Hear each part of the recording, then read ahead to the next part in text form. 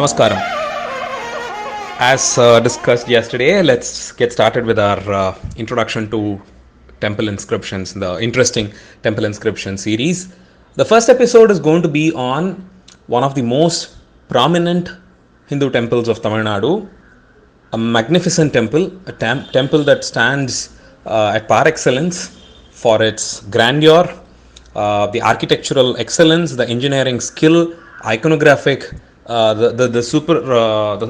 the highest order iconography that's followed, and all that. Well, to break the surprise, it's going to be one of the inscriptions seen in the big temple Tanjavur, or Rajarajeshwaram, as it was called by Rajarajeshwari Chola, the Kannaujiar, the Chola king, in whose period this temple was built, the main patron for this temple. The Agama Shastras prescribe the right quantity of food that is to be offered to the deities in the temple on a daily basis.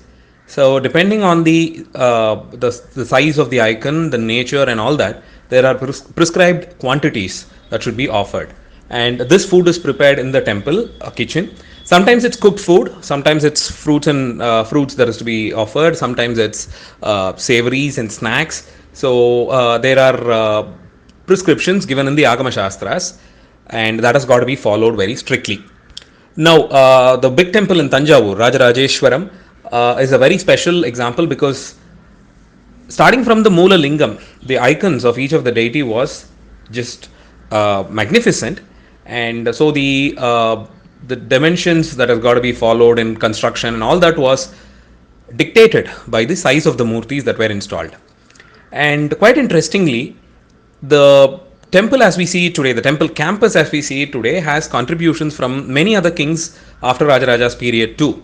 For example, the big Nandi that we see there, the moment we enter inside the first corridor, was not there during Rajaraja's time. It is a later period addition built during the Nayak period. The Devi's shrine, the Amman shrine there was constructed during the Pandya period. So likewise, so what was there during Rajaraja's period? Well, the main Vimana, the Shivalingam that is enshrined inside, the Mahamandapa, the other mandapas that makes a part of the main Sanctum Sanctorum, and then the shrine of Chandesha Nayanar. So there were very few shrines like this that were built during Rajaraja's time. Quite surprisingly, there was a Vinayaka shrine. Well, today also there is a Ganapathy Shrine in the southwest corner, but the deity enshrined and the shrine as such is from the Maratha period. We have enough epigraphic proof which says that it was the Marathas who built the Ganapathy Shrine there that we see today. But if you notice well, right behind the existing Ganapathy Shrine, there is another small shrine dedicated to Vinayaka, and that shrine was built during Rajaraja's period. So the southwest corner in a Shiva temple is assigned to enshrine Ganapathy, and here he is called as Ganapathy Pullayar, and this Sannidhi was consecrated during Rajaraja's time.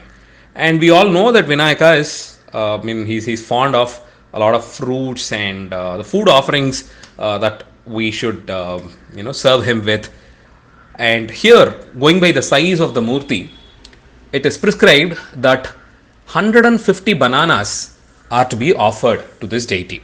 So Rajaraja had this beautiful plan. Now, if it is bestowed upon the temple administration to purchase 150 bananas every day and offer to the murti, that's going to be a tedious task.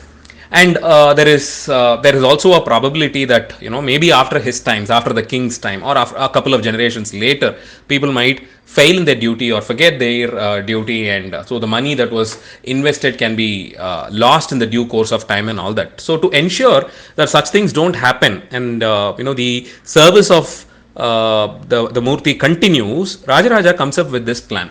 Now the set quantity of 150 bananas for a day sums up to 54,000 bananas for a year. 150 multiplied by 360 days gives you 54,000 bananas a day. Well, please notice that a calendar year in the 10th, 11th century had 360 days. So 360 days and 150 bananas a day makes it to 54,000 bananas.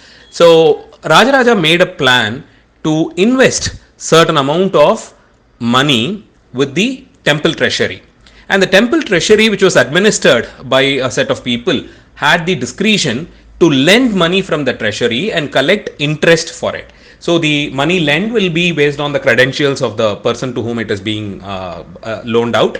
So they can take this money from the temple treasury and invest in their business, make their own profit, but there will be a monthly interest that they have to pay to the temple treasury. So 360 units of money was deposited in the temple treasury by Rajaraja the Great, and so on that a monthly interest of 12.5% was levied, which will go into purchasing of the bananas for the temple, for the offering that is to be done to the Ganapathy Shrine there. So this 360 units of money, coins, let's say, was split into 4 parts and given over to 4 different mercantile groups inside Tanjavur.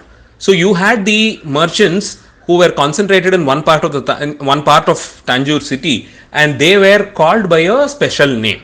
Now, for example, there was a group of merchants who were called as the Nitta Vinoda Peruntheru Vanigargal. Vanigargal are the merchants. Nitta Vinodan is the title of Rajaraja, one of the titles of Rajaraja, and Peruntheru is generally like a state highway, and so there were shops there probably, and there was a merchants guild that the people have formed within themselves. So it's an association to which 60 units of money out of the 360 given by Rajaraja was lent, and they can invest it on their on whatever they want and pay the rent back to the temple as bananas. So it's not the money that comes back to the temple as interest, it's the banana. So the merchants of Nitta Vinoda Peruntheru had to give 25 bananas for the 60 units of money that they have borrowed from the temple treasury. Similarly, you had Tribhuvana Mahadevi Perangadi, which is like a supermarket, let's call it that way. So Tribhuvana Mahadevi, it's one of the queens, so it's after her, it's named after her. So to them again, to the merchants of Tribhuvana Mahadevi Perangadi, 60 units of money was given, and they will again have to give 25 bananas a day. And third comes Mummudi Peruntheru Vanigargal. Mummudi Cholan is another title of Rajaraja. So there was another part in Tanjore where the merchants have put up their own shops, and the guild was called as Mummudi Peruntheru Vanigargal, and to them 120 units of money was given. So they give 50 bananas each. And fourth, you had Veera Shigamani Peruntheru Vanigargal. Veera Shigamani is another title of Rajaraja again. So that is the name of a market in one part of Tanjavur where there was another merchants guild, and they were given 120 units of money. So versus that, against that, they'll have to give to the temple 50 bananas a day. So that is like for 60 units of money, you have a daily interest of 25 bananas. So the 360 units that was given to the treasury was split into 60 plus 60 plus 120 plus 120. So respectively, each of the 4 merchant guilds gives 25 plus 25 plus 50 plus 50, which sums up to 150 bananas a day.